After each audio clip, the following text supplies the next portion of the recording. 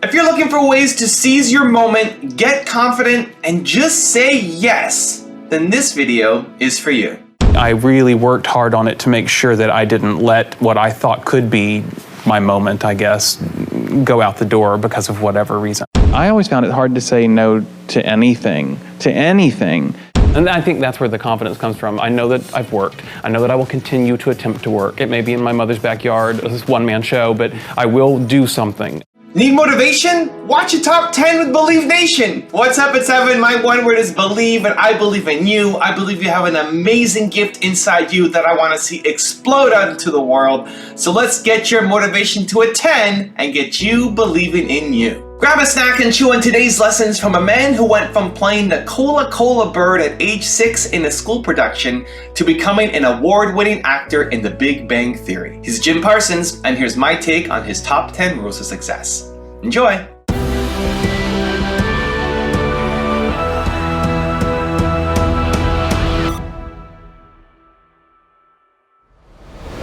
Alright, let's kick things off with rule number 1, just be you. Paul Barnes. Does anybody know him? He's a director. Anyway, Paul Barnes, and he used to say, and I don't think everybody understood it, and maybe I didn't understand what he meant, but it worked for me. You are enough. He would always say that. You are enough. And for me, it always worked on, I gotta blah, blah, blah. I need to make this my, no. Just do it. Just do it. You are enough. You are I always took from it, you are unique, just you. You don't have to gussy anything up. In fact, stop. Let it go. Let it out. Because then you may not get the part. You may not be right for the part, but at least you'll be something. You'll have brought something to the party that they can maybe then accept too, and you'll be saying something then. Rule number 2, just keep doing it. Do you find that you've kind of reached a point where other actors are kind of coming to you for advice now on how to get their career started or acting tips? Some. It's a really, really hard issue, I think, because everybody's path is so particular, and there's no roadmap that's completely laid in stone for it. The only consistent thing I ever say is if you want to do it, just keep doing it. And because that's the only thing I can think of that, because what do you can tell somebody how you did it. I went to undergrad, then I went to grad school, and then I did a showcase, and I got this is really a particular path, and I had to take out loans. So consistency in your effort is what I always say as far, you must find a way to do the work because you're only going to learn by doing the work. Each experience, good and bad, offers reams of material for your subconscious as you move on. That was very deep. Rule number 3, find your calling. Long before sharing an apartment with Leonard on the show, Jim Parsons shared a UH dorm room with his best friend. The best thing that could have happened to me I roomed with Greg Stanley, who was my best friend in high school and still is. And he was majoring in theater. As a young radio and television major, Jim Parsons loved acting and aspired to be an actor. But it wasn't until after his first elective, Acting 1, and living with an aspiring actor that he realized his calling. But what was so great was that living with Greg, who was majoring in it, I watched him rehearse. I watched him warm up. I watched him go to auditions, come back from, talk about what he was doing. And it was the last wake-up call I needed. Rule number 4, don't compare your success. Someone else's success is not your failure. And I think as an actor, that was very important for me to learn. Not that I considered myself a very envious person or something early on, but to really delineate that in my mind. And because this career is so ebb and flow, sometimes you're being celebrated for the work that you just got, and a lot of the time, you're celebrating somebody else for the work that they just got. And that does not mean your career isn't going anywhere. You know what I mean? And it's very useful as you watch other people do parts that you auditioned for. And I'll be honest with you, I've been very fortunate, part after part that I have not gotten, and that's the majority of them, if I have seen the final product, I've always gone, oh, well, that makes sense. Well, that makes sense. I get it. Well, a very good example, I really, really, really wanted Kenneth on 30 Rock. Oh my God, I thought, well, I'm perfect. And then they didn't even call me back. I thought, well, they're idiots.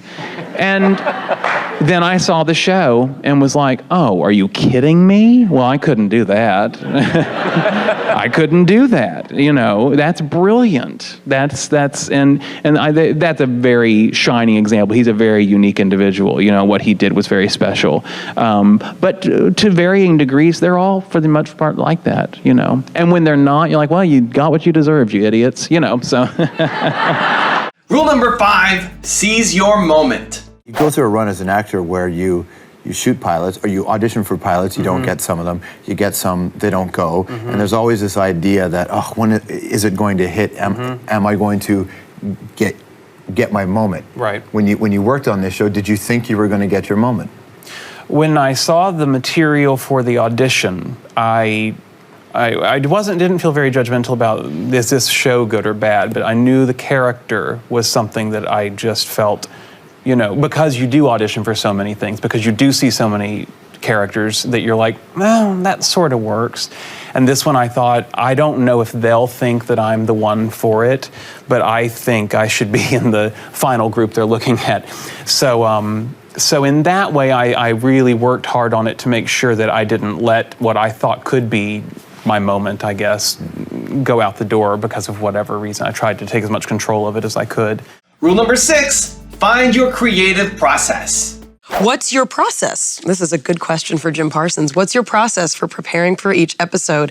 How do you memorize the special Sheldon monologues or complicated science terminology that you have to have? During the week, I start, I probably have them on me. I do. I make my magic note flashcards. cards. And this is Act 1, Scene A. And then there's my first cue line. It's from Leonard. There's the L. It says, okay, see you later. And then on the back is my line. And I pace around my house and I drill them like some sort of ballet dancer learning moves, largely because I don't understand a lot of what I'm talking about.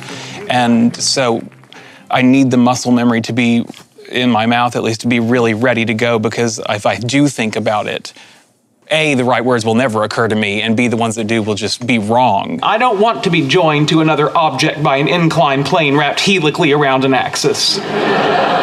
In what way are you screwed? Rule number 7, my personal favorite, is just say yes. How many unpaid or very low-paid gigs did you do before making a steady income? Countless. I always heard you, at some point, you got to stop saying yes to free work.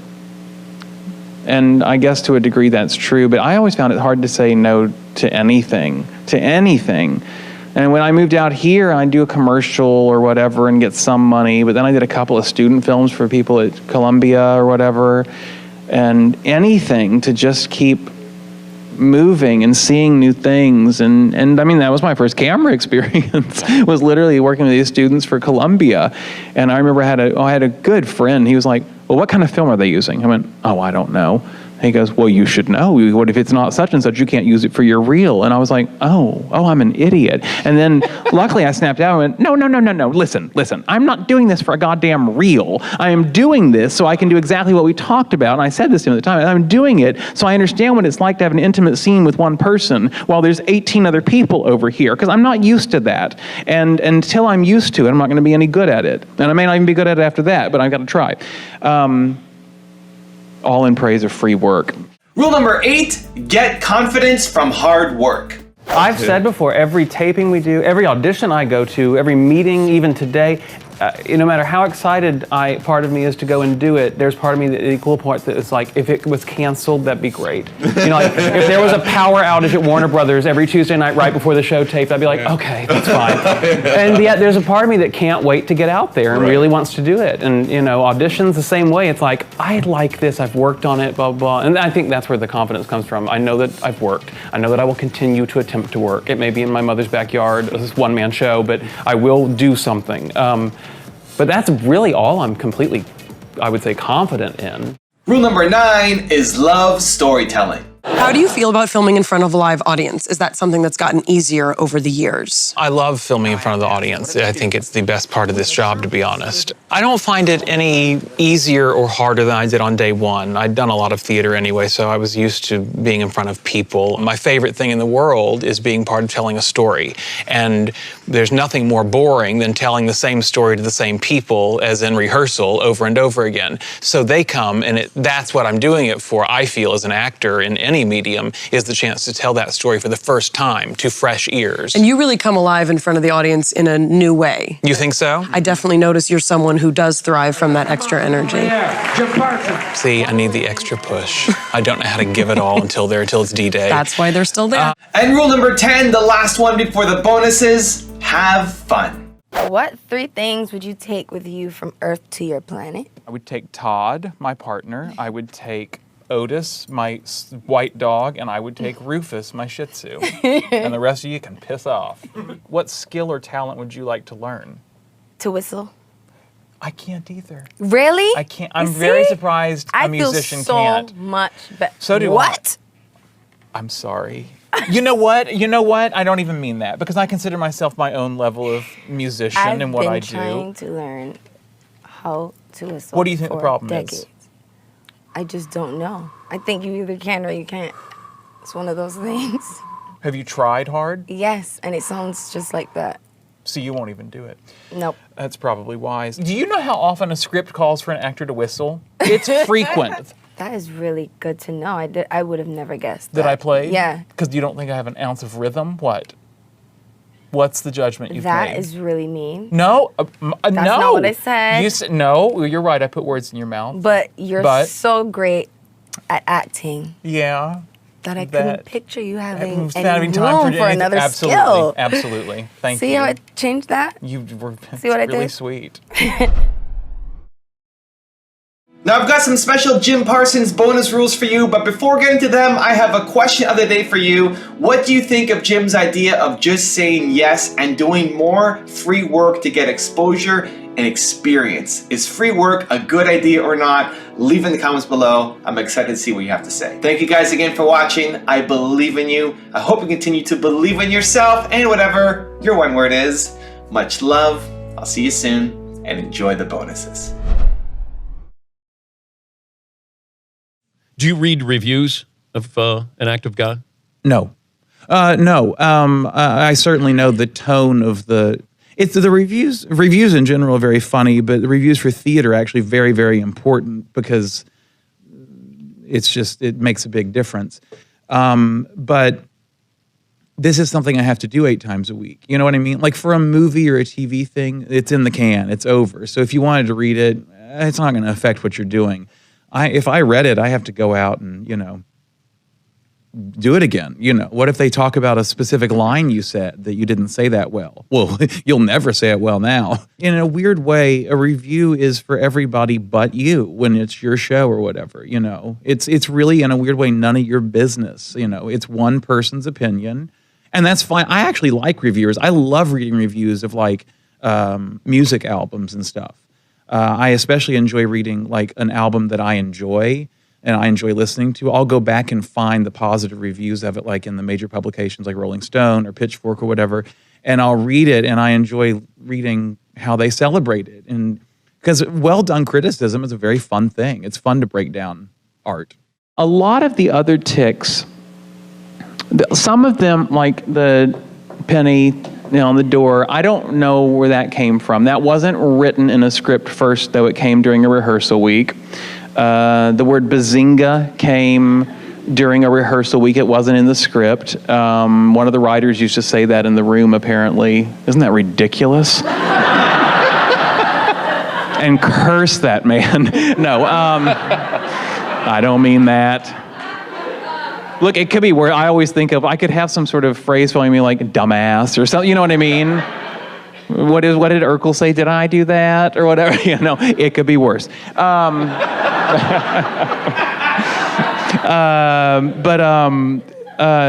But some of them, like twitching the face, when Sheldon gets upset, sometimes that happens. I did that, and I don't remember when, but I do know I regret it.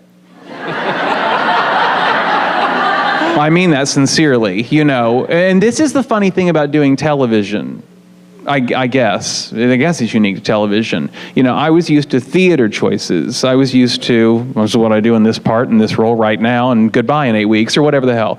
And this is, oh, we're going to use that for years. Like the Sheldon laugh, you know, or whatever. I did it. I don't remember when. I hate myself for doing it. They would write in. They wouldn't write in Sheldon laugh, but they'd write in laugh wherever in the line. And I would give whatever, anything else. They go, no, the other one where you, oh God, okay.